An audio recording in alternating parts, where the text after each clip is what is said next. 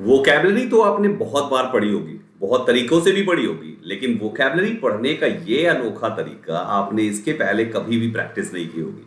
My dear aspirants, my name is Sandeep K Sharwani, faculty of English. इस particular video में मैं आपको सिखाऊंगा कि कैसे आप किसी भी वोकैबलरी को निमोनिक्स टेक्निक के थ्रू याद कर सकते हैं, विजुअलाइज करते हुए चीजों को लिंक करते हुए उसको अपने माइंड में प्री स्टोर्ड वोकैबलरी से। ये कैसे वर्क करेगा, इन सारी चीजों पर हम बात करेंगे इस पर्टिकुलर सेशन पे। सबसे पहले मैं आपको बताना चाहूंगा मेरा डेली क्लास के शेड्यूल्स क्या क्या है। आप देख लीजिए, यहाँ पर कई क्लासेस होती है, सुबह से शाम तक में टोटल 6 क्लासेस आप सभी स्टूडेंट्स देख सकते हैं।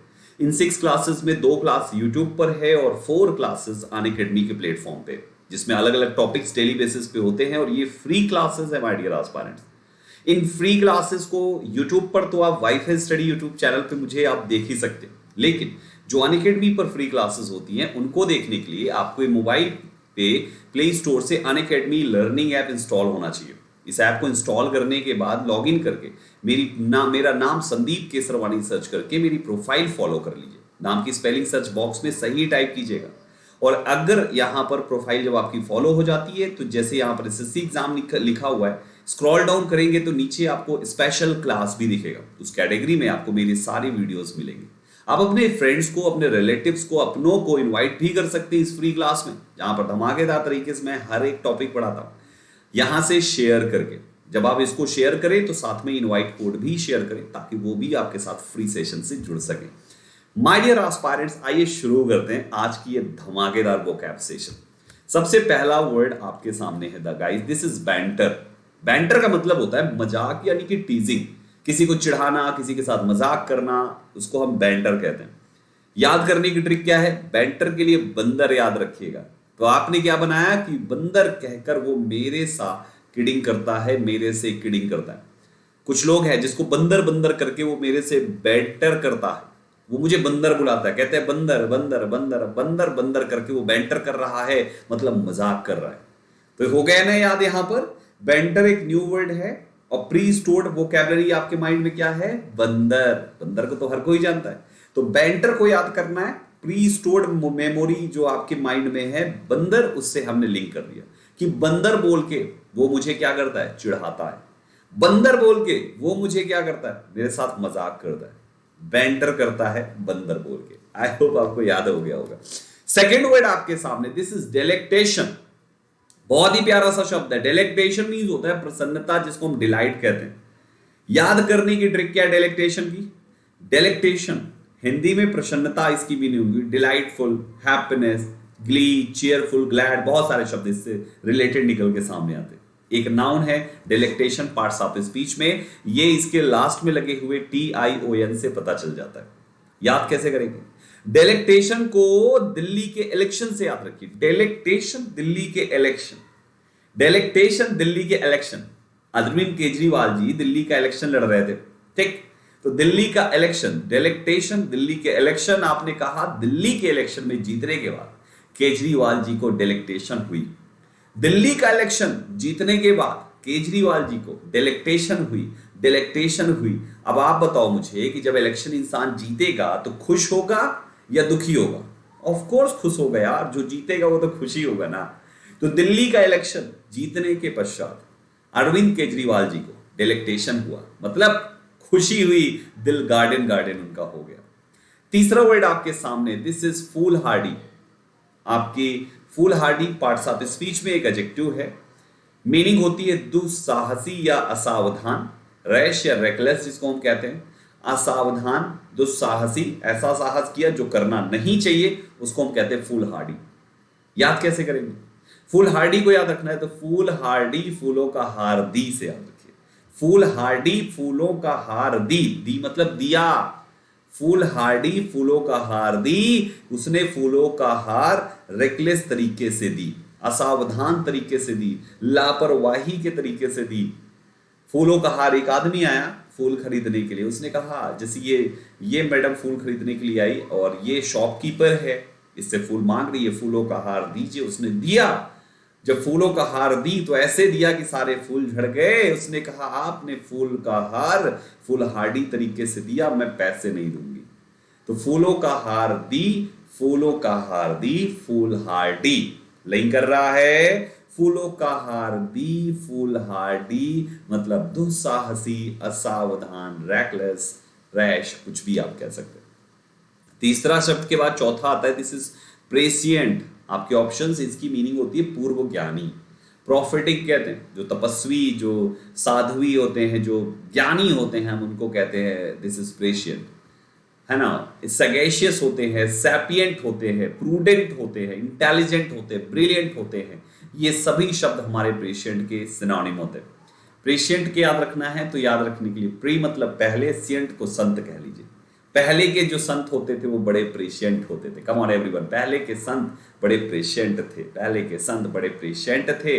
प्रेसिएंट थे मतलब बहुत ही पूर्व ज्ञानी होते थे, प्रॉफेटिक होते थे, भविष्यवाणी जो करते थे वही चीज होता था। उनको भविष्य तक का ज्ञान होता था, वर्तमान का तो छोड़िए। वो प्रॉफिटिक होते थे, वो पूर्व ज्ञानी होते थे, वो पहले के संत बड़े प्रेसिएंट होते थे। आज के टाइम में बहुत ही मुश्किल है इस प्रकार के संत खोज निकालना, लेकिन पहले ऐसे सारे के सारे ही संत हुआ करते थे। याद हो रहा है? प्रेसिएंट पहले के संत, प्रेसिएंट पहले के संत, प्रेसिएंट पहले के संत। याद हो रहा है कि नहीं हो रहा है? अगर याद हो रहा है तो फटाफट एक बार लाइक के बटन को प्रेस कर दीजिए और शेयर तो करिए ही करिए, ताकि हर बच्चा सीख सके वोकैबुलरी आखिर लर्न कैसे करते हैं।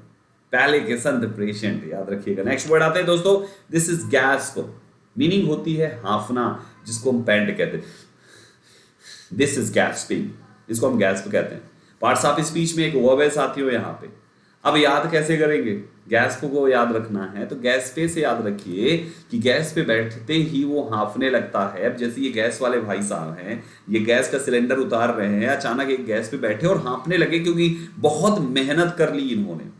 तो गैस पे बैठ के वो गैस्प कर रहे थे, हांफ रहे थे। गैस पे बैठकर वो गैस्पिंग कर रहे थे, गैस्प कर रहे थे, वो हांफ रहे थे। यानी गैस उतारने वाले भाई साहब गैस कर रहे थे, यानी कि हांफ रहे थे। लिंक कर पा रहे हैं आप मेरे साथ? गैस करने वाले, गैस पे काम करने वाले गैस करने लगे, हांफने लगे। अगले शब्द पे आइए, दिस इज अनकेम्प्ट, मीन्स होता है गंदा। शैबी, स्लॉपी, डर्टी, उसको हम कहते हैं गंदा, अनकेम्प्ट कहलाता है। पार्ट्स ऑफ स्पीच में एक एडजेक्टिव है साथियों, अनकेम्प्ट एक एडजेक्टिव है जिसका मतलब गंदा, शैबी या स्लॉपी होता है। याद रखना है तो अनकेम्प्ट को अनकेम्प्ट, अनकेम्प्ट, अन के, उनके, और फिर एमपी देखिए लिखा हुआ है इसमें ना, उनके, UNKE, उनके हो गया, और एमपी, उनके एमपी से याद रखिए कि उनके एमपी के बाल बड़े गंदे हैं, उनके एमपी के बाल बड़े अनकेम्प्ट हैं, बड़े ही गंदे हैं, मैले कुचैले, डर्टी हैं, उसको हम कहते हैं अनकेम्प्ट। ठीक, स्लॉपी को भी याद करा देता हूं। अगर आपको अनकेम्प्ट पूरा याद नहीं हुआ तो स्लॉपी याद रख लीजिए। स्लॉपी को स्लो में पी से याद रख सकते हैं आप। एक इंसान को चाय दिया गया और वो अचानक बस मुख में लगाया और फटाक से उसको पीने की कोशिश करी, और चाय इतनी गर्म थी कि कुर्ते में गिर गई, कपड़े में गिर गई। जब कपड़े में गिरी, कपड़ा गंदा हो गया। बगल वाले ने कहा, भाई थोड़ा स्लो पी, खामखा पूरे कपड़े कर लिए स्लॉपी। थोड़ा स्लो पी, खामखा पूरे कपड़े कर लिए स्लॉपी। स्लॉपी मतलब गंदे कर लिए। नेक्स्ट वर्ड आपके सामने, दिस इज पैरोकियल। संकीर्ण होता है, नैरो माइंडेड होता है, दैट इज पैरोकियल। याद रखना है, पारोकियकल पैरोकियल है, पारोकियकल बिल्कुल से पैरोकियल है, पारोकियकल बिल्कुल ही पैरोकियल है, नैरो माइंडेड है। पारोकियकल पूरी तरीके से पैरोकियल है, पैरोकियल है, पारोकियकल पैरोकियल है, narrow minded. Parts of speech में ये एडजेक्टिव है दोस्तों, ये भी याद रखिएगा। इंपोस्टर मींस होता है बहरूपिया। बहरूपिया डिसीवर जो होता है, जो धोखा देता है, रूप बदलता है, दूसरों को धोखा देता है, चीट करता है, that particular thing person known as impostor. याद रखना है तो इंपोस्टर को इनपोस्टर से याद रखिए कि इंपोस्टर को देखो आपको एक बहरूपिया नजर आएगा। ये पोस्टर देखिए, इस प्रकार का पोस्टर बाहर था, इस पोस्टर को हटाओ तो आपको एक बहरूपिया नजर आएगा जिसने कई रूप बना रखे हैं। बहरूपिया बहुत रूपों वाला बहरूपिया। इन पोस्टर पे इंपोस्टर दिखेगा, इन पोस्टर पे इंपोस्टर दिखेगा, इन पोस्टर पे इंपोस्टर दिखेगा। क्लियर हो रहा है? इस टाइप से आपको इंपोस्टर याद रखना है। 10 सेकंड दीजिए, पेन गिर गया, उठा लेता हूं।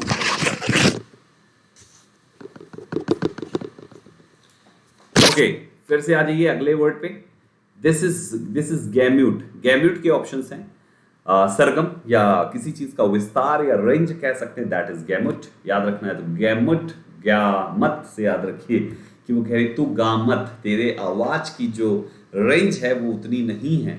उसको कह रहे गा मत, तू मत गा, गा मत, तू मत गा, तू चुप रहे, तेरे गाने से बगल वाला ना सुन पा रहा है, खाम खा गाय पड़ा है। तो गा मत, गा मत, गा मत, गा मत, गा मत। याद हो रहा है? उसको क्यों मना किया जा रहा है गाने से? क्योंकि उसकी आवाज आगे पहुंच ही नहीं रही है, तो उसकी आवाज का जो रेंज है, जो विस्तार है, वो बहुत ही कम है, इसलिए बोला गया गा मत। नेक्स्ट है आपके सामने, दिस इज लिंगर, देर करना, डीले करना। लिंगर मीन्स होता है देर करना, डीले करना, दैट इज लिंगर। याद रखना है, लिंगर को लंगर से याद रखिए, लंगर खिलाते हैं ना, आप जाइए तो गुरुद्वारा में लंगर चलता रहता है, गंगा जी के किनारे फरवरी के मंथ में लंगर चलता रहता है, जब कुंभ वगैरह लगते हैं बहुत लंगर चलते हैं। तो आप कह सकते हो कि यार ये लंगर लेना था इसलिए खाते खाते थोड़ी देर हो गई, है ना, लंगर लगा था इसलिए खाते खाते थोड़ी देर हो गई, लंगर खाते खाते लिंगर हो गया, लिंगर हो गया मतलब देर हो गया। होता है ना, कहीं अपन जा रहे हैं, अचानक दिखा कि यहाँ पे प्रसाद बट रहा है, रुक के हम लोग खा लेते हैं, 4 कचौड़ी खा लेते हैं, उस लंगर को खाने में थोड़ी लिंगर हो गई, देर हो गई, कोई दिक्कत की बात नहीं। नेक्स्ट है ब्रेजन, मतलब होता है ढीठ, निर्लज, अनअशेम्ड, जिसको शर्म नहीं आती, ब्रैश होता है, निर्लज होता है, उसको ब्रेजन कहते हैं। ब्रेजन को बड़े जन से याद रखिए, जो बड़े जन होते हैं ना, जैसे ये बाबूजी हैं हमारे। अब देखिए बाबूजी को, बड़े जन को देखिए कितने ढीठ हैं। पार्क में घूमने गए, एक दूसरी कोई बूढ़ी दादी बैठी हुई दिखी, उनको ये गुब्बारा देके कह रहे लो इसको फुग्गी मारो, फुग्गी, दादी वहां फुग्गी मारे पड़ी हैं। तो दूसरे आदमी देख के कह रहे अरे ये बुढ़ापे में दादाजी को भी देखो, दूसरी दादी को पटा रहे हैं, यहाँ पे बड़े ही ब्रेजन हैं। हमारे जो बड़े जन हैं ये बड़े ब्रेजन है, बड़े जन है, बड़े ब्रेजन, बड़े ढीठ है, निर्लज है। नेक्स्ट है इनकॉर्स, इंस्कॉन्स। इंस्कॉन्स की मीनिंग है स्थापित करना, स्टैब्लिश करना किसी चीज को। इंस्कॉन को इस्कॉन से याद रखिए कि इस्कॉन टेम्पल से लौट कर आने के बाद मैं हमेशा के लिए अपनी लाइफ कंफर्टेबली स्टैब्लिश करूंगा। वहां पे जाने के बाद एक दिमाग में आया कि नहीं, अब जिंदगी में कुछ बड़ा करना है। जब मैं इस्कॉन से लौटा तो मुझे ज्ञान प्राप्त हुआ और अपनी जिंदगी को इंस्कॉन्स करने के लिए मैंने डिसीजन लिया, स्टैब्लिश करने के लिए, स्थगित करने के लिए। वैगाबॉन्ड या नोमैड अब मुझे नहीं बनना है, स्थगित करने के लिए मैंने डिसीजन लिया। कब? जब मैं इस्कॉन से लौटा, जब मैं मंदिर इस्कॉन से लौटा। Right everyone. नेक्स्ट है एक्सोडस। इसका मीनिंग होता है डिपार्चर, प्रस्थान, कूच जिसको कहते हैं, एक जगह से दूसरे जगह को मूव करना, दैट इज एक्सोडस। एक्सोडस को 110 से याद रखिए कि मैंने देखा कि कैसे लॉकडाउन में 110 लोग एक्सोडस कर रहे थे।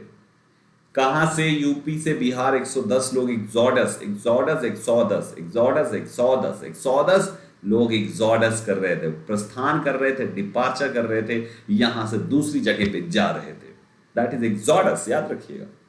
अगला वर्ड है दिस इज पर्गेशन, शुद्धिकरण होता है, मीनिंग होती है पर्गेशन, पूरे नेशन से याद रखिए। मोदी जी कहते हैं याद रखना पूरे नेशन का पर्गेशन करना पड़ेगा, करप्शन बहुत ज्यादा हो चुका है, पूरे नेशन का पर्गेशन करना पड़ेगा भाइयों और बहनों। पूरे नेशन का शुद्धिकरण करना हमारा लक्ष्य है भाइयों और बहनों। अगला वर्ड है दिस इज फिलिस्टीन, एडजेक्टिव है, अशिक्षित मीनिंग होती है, क्रैश या बारबेरियन, जो पढ़े लिखे लोग नहीं होते उनको हम फिलिस्तीन कहते हैं। तो आप कह सकते हो फिलिस्तीन से कि यार फिलिस्तीन में इतने असभ्य लोग पाए जाते हैं कि मैं क्या बताऊं। यानी फिलिस्तीन में बहुत ही फिलिस्तीन लोग पाए जाते हैं, बहुत ही असभ्य लोग पाए जाते हैं। कुछ लोग इसको फिलिस्टाइन भी पढ़ते हैं, मैंने इसको फिलिस्तीन इसलिए पढ़ा ताकि आप लिंक कर सको फिलिस्तीन से, जिसका मतलब जो एक कंट्री का नाम है, राइट। तो फिलिस्तीन में बहुत से फिलिस्तीन लोग पाए जाते हैं, असभ्य टाइप के लोग पाए जाते हैं। अगले वर्ड पे आई, दिस इज हैरस, परेशान करना, किसी को इरिटेट करना, परेशान करना, बजर करना, उसको हम हैरस कहते हैं। तो हैरस को याद रखना है, हर आस से याद रखिए कि हर आस तुमने मेरी तोड़ दी तो मुझे हैरस भी किया। एक इंसान जो दूसरों से आस लगाता था, ये जो इन बच्चों से, इन लोगों से आस लगाया था कि ये लोग मेरी मदद करेंगे, मुझे मेरे एग्जाम हॉल तक पहुंचाने में मेरी मदद करेंगे, नहीं किया। इतनी हर आस को इन लोगों ने तोड़ दिया और उल्टा इसको हैरस भी किया कि नहीं तू एग्जाम क्रैक नहीं करेगा, तू उसके काबिल नहीं है, ये है वो है फलाना ढिकाना, बहुत कुछ हैरस भी किया, हर आस को तोड़ भी दिया। अगला वर्ड है दिस इज फुलमिनेट। मीनिंग होती है निंदा करना, क्रिटिसाइज करना। फुलमिनेट मीन्स होगा निंदा करना, क्रिटिसाइज करना। फलमिनेट, फल मैंने एट, फलमिनेट, फल मैंने एट, फल मैंने एट नहीं किए फिर भी पापा ने सीवियरली क्रिटिसाइज किया। अब ये पिताजी हैं, बच्चे को डांट रहे, देखो कितना मुंह बड़ा करके एकदम फलमिनेट कर रहे हैं उसको।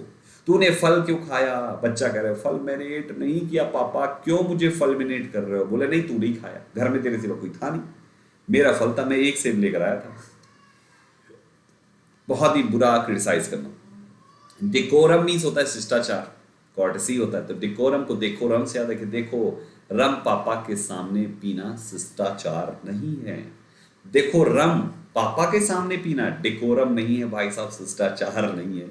तो देखो भाई रम पापा के सामने मत पियो क्योंकि वो डेकोरम नहीं है, वो शिष्टाचार नहीं है। नेक्स्ट वर्ड है दिस इज पैरोडी। नकल करना होता है, किसी की नकल करना, इमिटेशन करना, स्पूफ करना, किसी की नकल करने को हम पैरोडी कहते हैं। पैरोडी को पारोदी से याद रखिए कि पारोदी हर किसी की नकल करती रहती है।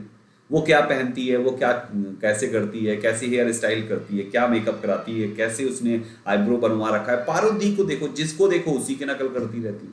पारोदी हर किसी की पैरोडी करती है, मतलब नकल करती है। Next and last question, this is grisly. डरावना होता है, हॉरिफाइंग इसकी मीनिंग है साथ ही। ग्रिसली को याद रखना है तो ग्रीस से याद रखिए कि भाई साहब ने पूरे मुख में ग्रीस लगा लिया। अब आप देखो ये आंख तक चिपक गई उस ग्रीस से, कितने ग्रिसली लग रहे हैं ये भाई साहब, कितने डरावने लग रहे हैं। तो ग्रिसली का मतलब डरावना होता है, हॉरिफाइंग, डरावना, horrifying, horrible. My dear aspirants, vocabulary की ये पहली क्लास जो आपने देखा निमोनिक्स टेक्निक के थ्रू, किसी भी बड़े से बड़े वर्ड को आप चुटकियों में याद कर सकते हैं। कितने भी डिफिकल्ट वर्ड्स हों, अगर आपने उसको प्री स्टैब्लिश्ड वोकैब जो आपके माइंड में है उससे लिंक कर दिया, चुटकियों में याद हो जाता है, चुटकियों में। और यही चुटकियों में याद कराने वाले इस सेशन को मैं आपके लिए डेली बेसिस पे चलाने वाला हूं। माय डियर एस्पायरेंट्स, ये सेशन यूट्यूब पे तो अभी शुरू हुआ है, लेकिन अनअकैडमी पर ये सेशन हम काफी टाइम से पढ़ाते हैं। आप मेरी क्लास वहां पर भी देख सकते हो, डेली सुबह 8:45 पे, 8:45 AM पे आप चाहें तो मेरी क्लास वहां से अटेंड कर सकते हैं। माय डियर एस्पायरेंट्स, ये मेरे डेली का क्लास है जिसमें 8:45 AM यही पैटर्न की वोकैब पढ़ाता हूं जो मैंने अभी आपसे डिस्कस किया। तो डेली बेसिस पे आइए। कैसे करेंगे? अनअकैडमी लर्निंग ऐप इंस्टॉल करें प्ले स्टोर से, संदीप केसरवानी सर्च करें एंड प्रोफाइल को फॉलो करें। इस प्रोसेस में आपसे वो इनवाइट कोड मांगेगा, तो जब इनवाइट कोड मांगे तो संदीप 12 वहां पर लिख के अप्लाई कर दें, बस और कुछ नहीं करना। खुद भी ज्वाइन करें और दूसरों को भी यहां से प्रोफाइल को शेयर करके ज्वाइन करवाएं, ताकि हर कोई यहां पर इस सेशन से जुड़ सके और फ्री में कंटेंट इकट्ठा कर सके। और जिसके साथ भी शेयर करें उसको भी इनवाइट कोड बताएं ताकि वो भी आप ही के जैसा जुड़ सके यहाँ पे।